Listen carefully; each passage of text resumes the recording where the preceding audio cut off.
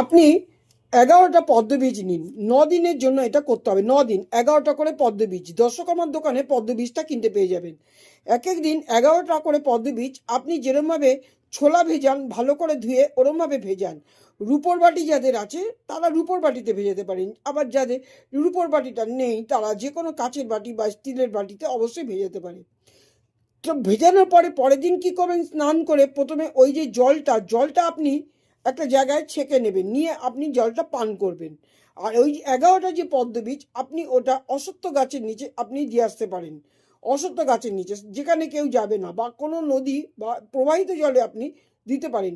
বা যদি না দিতে পারেন আপনি আপনার কাছে 9 দিন 11টা করে রেখে দিন। 11টা করে রেখে দিলে 99টা হয়। 99টা দিয়ে 9 দিন পরে 10 দিনের দিন ওটা আপনি মালা গাঁথুন। মালা গেঁথে আপনি আপনার গলায় পরতে পারেন। আবার আপনি আপনার লকারে রাখতে পারেন, আর ঘরে রাখতে পারেন, যে কোনো জায়গায়। বা আপনার ব্যবসায়িক স্থল যদি খারাপ চলে সেই জায়গায় রাখতে পারেন। কি হয় এতে? এতে হচ্ছে যে কমল যে পদ্ম বীজটা, এটার ফলে কি হয়, মা লক্ষ্মী সন্তুষ্ট হন, মা কালী আশীর্বাদ করেন, মা বগলা কৃপা করেন। এর ফলে আপনার রোগ দূর হবে এবং অর্থ সম্পদ যেগুলো আপনার হানি হয়েছে বা খারাপ হয়েছে সেইগুলো থেকে আপনি মুক্ত হবেন। সেগুলো আপনি ফিরে অন্য কর্মের দ্বারা হয়তো পেয়ে যাবেন।